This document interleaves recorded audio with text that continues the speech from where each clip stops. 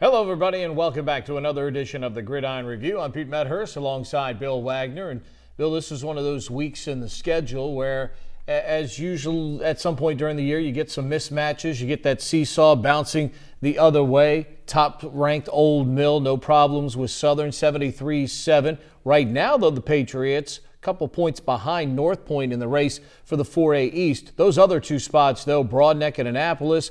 Annapolis keeping pace with a 48-0 win over Northeast, and Broadneck getting a little bit more probably than it was going to bargain for against Glen Burnie, but Chris Watts continues to have a great year, 7 catches, 138 yards, as Broadneck eventually pulls away in this game 41-20. And big news with the Bruins program as Ali'i Niumatalolo verbally commits to Boise State this week. Says quite a bit about the football product in Anne Arundel County and at Broadneck that a school like Boise State obviously very high on Ali'i Niumatalolo, and he's going to go play football for Boise State. Well, Ali'i's had a great season. I love the fact that they've used him a little bit on offense. He's starting to look like a Player of the Year candidate to me. Broadneck having a great year. Obviously, Old Mill's going to have a candidate for that award with the great season they've had. But great for him to go to Boise State, although I have to say, does he not realize that is the top competition for the American Athletic Conference when it comes to getting the Group of 5 bid in a New Year's Six Bowl is Boise. Could be some friendly rivalry in his house, you know? Yeah, he'll be helping the enemy a little bit there in a few years. And it's interesting, Vaha Niumatalolo, who is head coach Navy Ken Niumatalolo's older son, plays at BYU.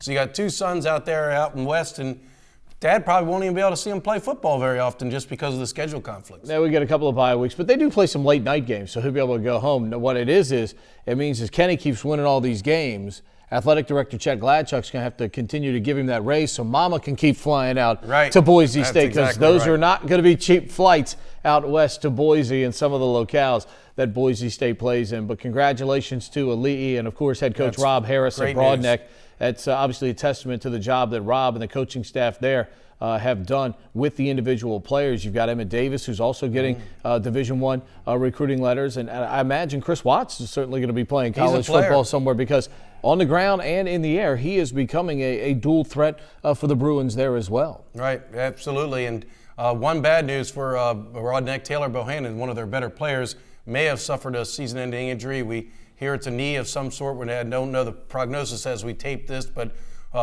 best wishes to him because he's an outstanding player. But you're talking about the games this week. Obviously, Glen Burnie showed something with the way they challenged Broadneck for the better part of 3 quarters. Broadneck had to fight and claw to get that win, and Rob Harris said, hey, we feel very fortunate to get out of here with a win. But again, why is Old Mill playing Southern? Does that game need to be played? Do we really need to see that?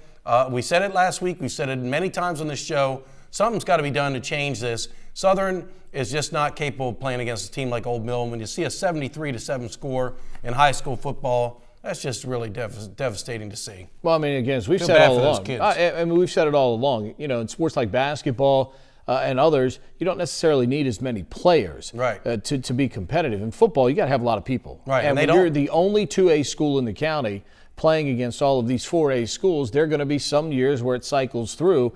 You know, not every year you're going to have a Devontae Burke. Not every year you're going to have a DeJuan Neal who's out playing out at Division II Shepherd, who's undefeated. You're not going to have those kind of players in your program, which helps you be more competitive even when you don't have the numbers. But then you're going to have some cycles where it is right now where Southern doesn't have the numbers of players that you need to play against these kind of teams on a regular basis. And that's where Clayton Culp and the people at the Board of Education, they can't sit in their office and just, put out the schedule and then watch everybody play, because that's what happens sometimes. You've got to be proactive in that office, and let's look at the future and what we can do to make the experience better. They've got to build a schedule that fits Southern. Let them play 4 or 5 county teams, 6 maybe, and then Chesapeake, Northeast, who are the who are 3As. Let them play, those schools, maybe the bottom couple of 4As in terms of school population.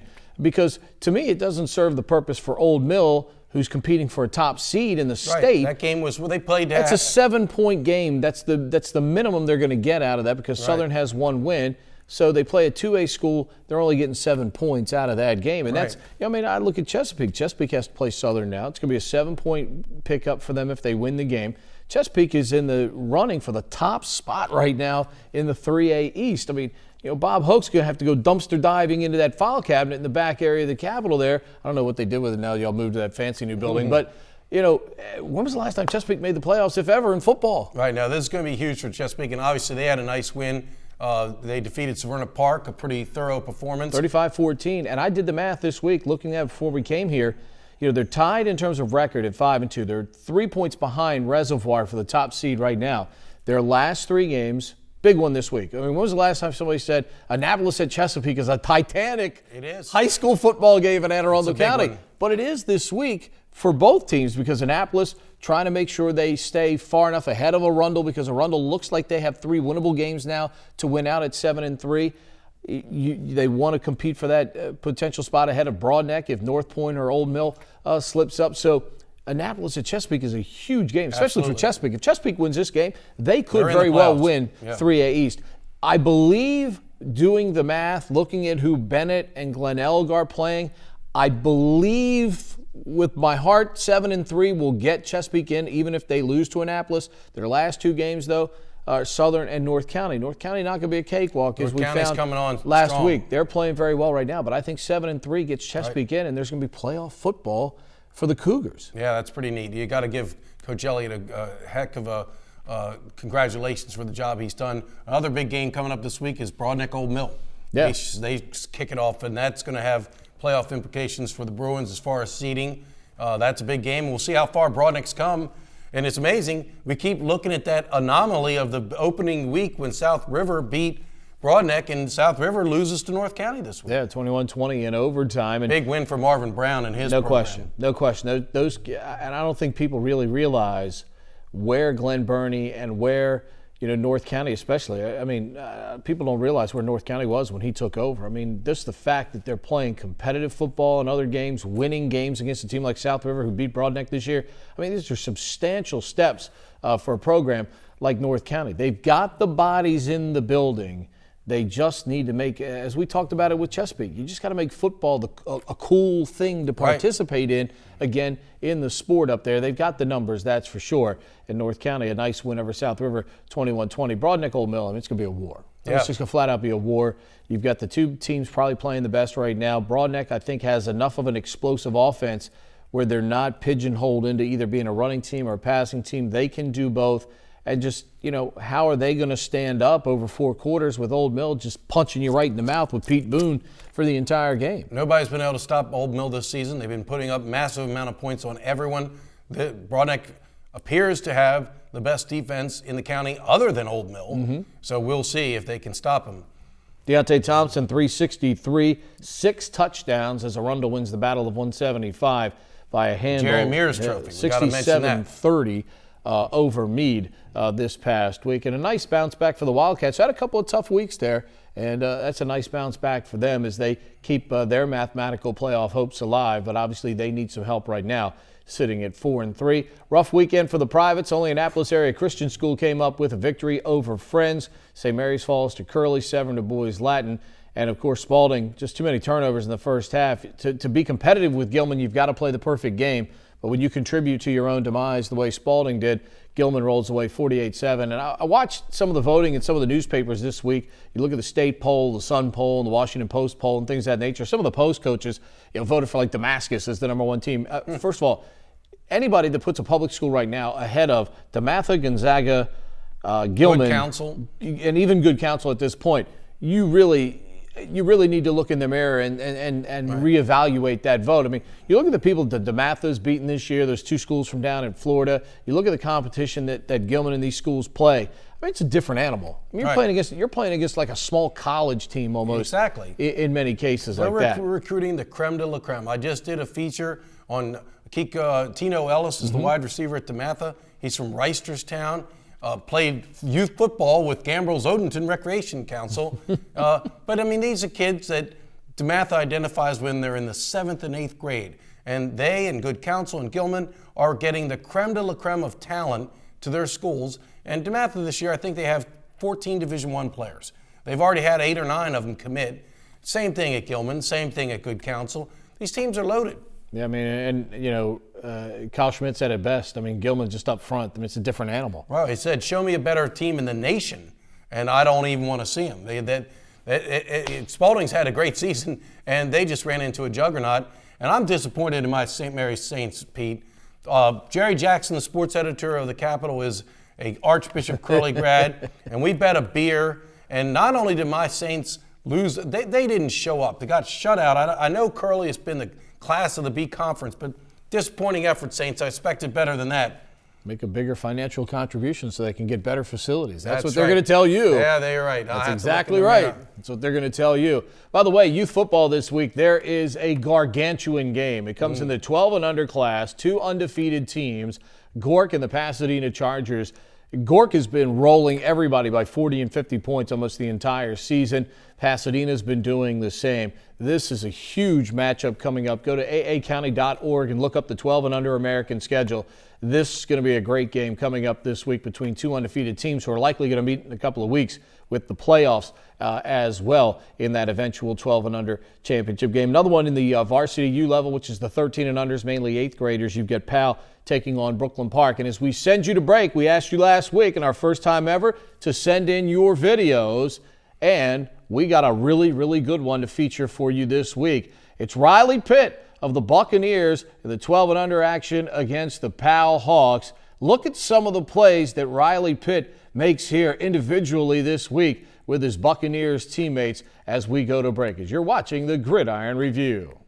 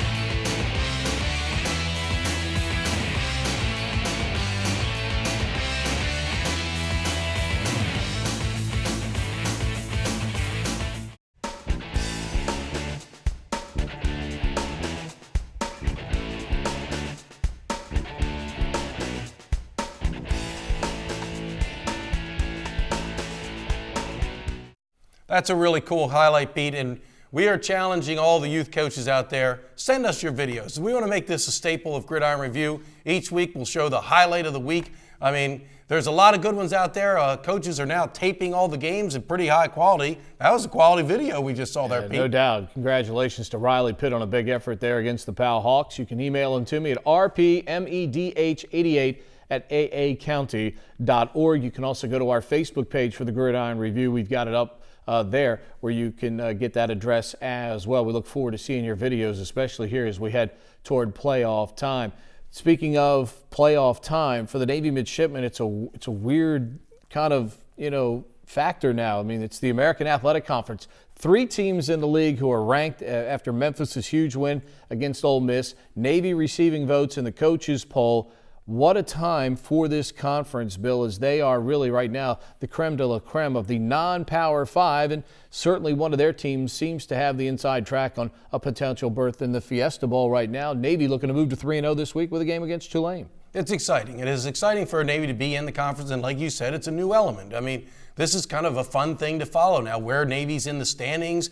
Is Navy possibly, can they get into the American Athletic Conference championship game? It's going to be a hard road because on their side of the conference, the West Division is where you've got Houston undefeated, Memphis undefeated. Navy plays both of those teams on the road. That's going to be a difficult situation for the Mids, but it's fun. And now Navy's in the 6 games in 6 weeks against American Athletic Conference opponents is going to determine a lot about the season. As Ken Niumatalolo told me this week, this is the backstretch of the season. Begins with Tulane, which is a team you would think Navy should be able to beat at home on homecoming. It's a struggling Green Wave squad. They rank at the bottom of Division I football championship subdivision, we have to say.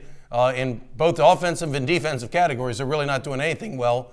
Then it gets a little bit tougher, and they're going to have you mentioned that stretch in November is brutal. Yeah, no doubt about that, and even improving South Florida coming up after Tulane as well for the midshipmen. Interesting time for the Maryland Terrapins coming off a bye week. They go to M&T Bank Stadium this week, and it's kind of interesting where Mike Loxley has moved Shane Cockrell back into the quarterback depth chart now. The former Gilman star had been playing fullback for Maryland. He talked about reinstilling fun with Maryland. Unfortunately for Maryland, what is not fun is their upcoming schedule. Penn State at undefeated Iowa, then Wisconsin, Michigan State also on that schedule. I mean, the only breather, which isn't even a breather now, is Indiana and Rutgers, who've also played some reasonably decent football this year. This is an interesting test for Mike Loxley as an interim coach, and say what you want.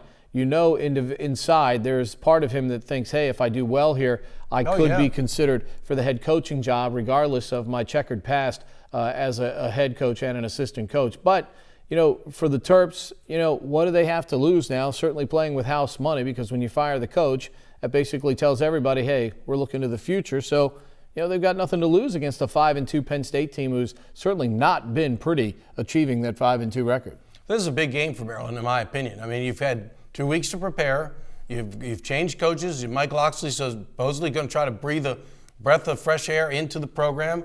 Like you said, instituting fun, trying to do some things to get the players to relax. And you're playing at M&T Bank Stadium. It's a great venue in Baltimore. It should be a good crowd. To me, this is a very important game for the Maryland Terrapins. Last time they played there, they blew out West Virginia. So you never know. Running out of that tunnel there where the NFL team comes out of might instill a charge. And I think what's interesting, too, is they're wearing throwback uniforms to 1961, the first and one of the few times they've ever beaten Penn State. So, again, I'm not sure outside, in terms of the Under Armour schools, nobody's better at uniforms in the Under Armour schools than Maryland. Right. I mean, they've got an unbelievable collection that Kevin Plank has rolled out. It'll be interesting to see these throwback uniforms. The question is, as allegedly good as Mike Loxley has been, and they say important he is as a recruiter, you look at his unit, it's struggling.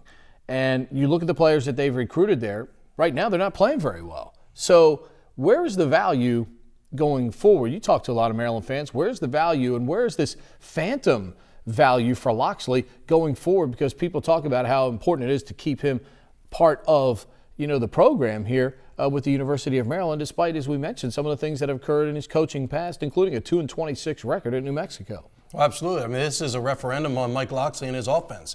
He can't blame anyone else. It's all him now. He's making all the decisions.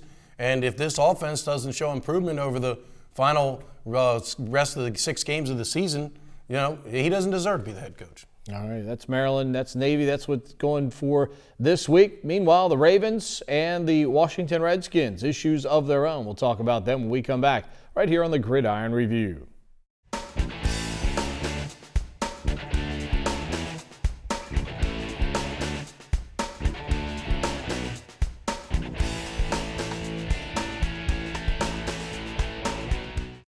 Welcome back. On the pro side, the Ravens went to San Francisco, and the NFL didn't do them any favors, Bill. I know they're playing the AFC West, and you almost can't help it, but you're talking 2 games to open the season out west. Now you're talking about this week going where they did San Francisco. Then Monday night they're going to play at Arizona. And right now, this is a Ravens team who signs another cornerback off the street this week to the practice squad. They are just desperate to find anyone. Can you backpedal? Can you get low? Can you pump your arms and backpedal, swing those hips? Because right now, I believe if you can play the position of cornerback, you could at least get a tryout with the Baltimore Ravens. That's how bad it has been for them over the last couple of weeks in that secondary. Well, and we saw against the 49ers, who had not been scaring anyone offensively, Colin Kaepernick having a terrible year. And all of a sudden, he looks like second coming of Steve Young. The defense for the Ravens just isn't there this year. They just don't have it. Enough games have been played. The results are on the field. They just don't have a very good defense in any area. Secondary is obviously the major weakness, but they're not getting pressure on the quarterback. Their linebackers were lost out in space this week. Arthur Mosley's a terrific player, but good God, he looked terrible this past weekend. And Joe Flacco cannot carry an offense by himself. He's got no receivers who can gain separation. It's just a depleted unit, and he's starting to force the ball, and you lead to interceptions, which are costly, and it's just ugly all around, Pete. And, of course, the fans who are not educated, they look at the game, they see the production of Anquan Bolden, they see the production of Torrey Smith. Yeah, why don't we still have them? Right, based on the fact that, the Ravens under the salary cap just didn't have enough money to match those offers that those teams put on the table, especially when you look at the huge contract they gave Joe Flacco. And, again, you got to sign the quarterback. That's what the market tells you that you have to bear in that situation. And, their mismanagement of the cap in some ways has hurt them in terms of being able to keep some of those quality playmakers. Now, Washington, they have no problem paying big money for anybody if they've got anybody, but right now they've got nobody. They'd love to have Joe Flacco at quarterback, quite frankly. Redskins, Kirk Cousins, again, a critical interception on a bad throw. They ruin a 13-10 halftime lead, get blown out in the second half by the Jets 34-20. I think this is a huge week for Washington and the future of Jay Gruden and Kirk Cousins. Last year, it was Robert Griffin III looking like a high school quarterback against Tampa Bay in a blowout that completely derailed the train from the track. If that happens again this year, going into a bye week, I know Scott McCloughan's probably not going to pull the plug on Jay Gruden. That doesn't serve any purpose. But, boy, the era would really take a huge step back if they lose, especially if they look bad against the Buccaneers this week at home. I agree. This is a big game for the Skins. They've got to show something, and Kirk Cousins has got to show something. It'd be nice to get Deshaun Jackson back on the field. And not going to play, it looks like, too. Really missing that deep threat. They've got some other decent complementary receivers, Pierre Garcon, the kid out of Duke, Crowder. Jamison Crowder, yeah. He's nice little, but all of them are complementary receivers. You need a Deshaun Jackson who can be a deep threat and stretch the field. And Alfred Morris can't average 1.9 yards Well, what is happening in carry. the running game? At the beginning of the year, you had this great 1-2 punch of Alfred Morris and Matt Jones, and the last few weeks they've just disappeared. Well, here's what happens.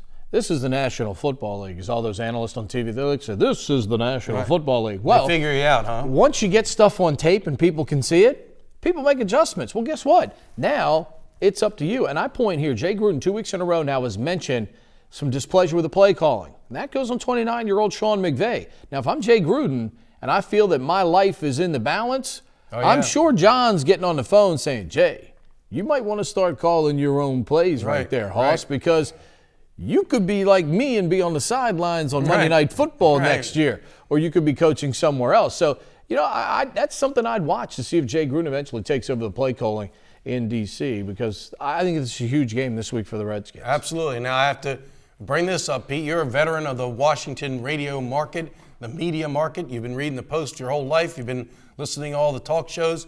But Monty Jones goes on 980 WTM and says that maybe the media in Washington is looking at the Robert Griffin III and Kirk Cousins situations with racism or color in their eyes. Tom Lavero, the notice columnist from the Washington Times, who's also a 980 fired back, said that is absolutely ridiculous. And to say that unbiased media members give a crap about who's black or who white, what is your thought, Pete? Jason Reed is black. Mike Jones is black. Jerry Brewer, columnist right now, the Washington Post, is African-American as well. I think there's been fair coverage of Robert Griffin III. two different coaching staffs now. This isn't about Mike Shanahan anymore or Kyle Shanahan. This is now two different coaching staffs with multiple coaches who have indicated that the player cannot play beyond a high school quality skill set. Right. The footwork is still not there. If you can't master the fundamental decision-making, the reading of the defenses. But even before you get that far, if you can't master the fundamentals of your footwork and how to throw the football properly, where to look at receivers and reading offenses and things of that nature, that's got nothing to do with race. That is strictly about skill. And if African American writers, and again, if it was just writers of Caucasian who were writing those opinions, again, Bomani would have, at least on the surface, a little bit of a point. But you've got multiple African Americans in the D.C. media: Brian Mitchell, Chick Hernandez, the three writers that I mentioned. I mean, these are not, this is not just, one-sided opinion. This is coming from the entire D.C. media as a whole. The beauty of D.C. is we're represented by all races, creeds, colors, females, males. Right. It just doesn't matter. And I like Bomani Jones. I've got no axe to grind with Bomani Jones at all. I feel he's an entertainer on the Dan Le Batard show. He dropped a bomb in there this week. But he did drop a bomb in there, but I think he did it unnecessarily this week. Sometimes, and again, when we get into race and anything, we see what's going on in the city of Baltimore right now.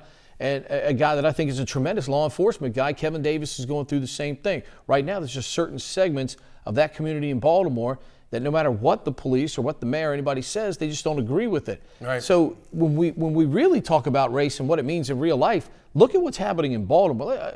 I don't think it's got anything to do with football in this case with Robert Griffin III. If Robert Griffin III is a decent dude, if he goes somewhere else and plays great, hey, we're all happy. More power to him. You know what it means? Right. It means that Mike Shanahan, Kyle Shanahan, Jay Gruden, and Sean McVay didn't coach the guy well enough, plain and simple. That's all it means. And here's the other fact of the matter is people have been critical of Kirk Cousins.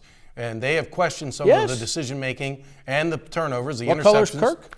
Right, white. Yeah, and white and black. Both media members of both races have questioned him. And it's not like people are giving Kirk Cousins a free pass. And trust me, as Pete said, this is a big game this weekend. And if Kirk Cousins doesn't play well again, if he throws poor passes and poor decision-making and makes interceptions, he's going to get criticized too. Yeah, and he could be out after the bye week, maybe for Colt McCoy. Hey, even Robert Griffin III was active this week for the Redskins. Hey, go play football this week. Like I told you, that 1200 game between Gork and the Chargers, it's going to be a monster. Go to aacounty.org. Look up the 12 American schedule. Go on out and watch that if you're a big football fan this week. And send us those videos of those players at rpmedh88 at aacounty.org. We look forward to putting your player maybe on TV next week. That'll do it for us. For Bill Wagner, I'm Pete Medhurst. Thanks for joining us this week on the Gridiron Review.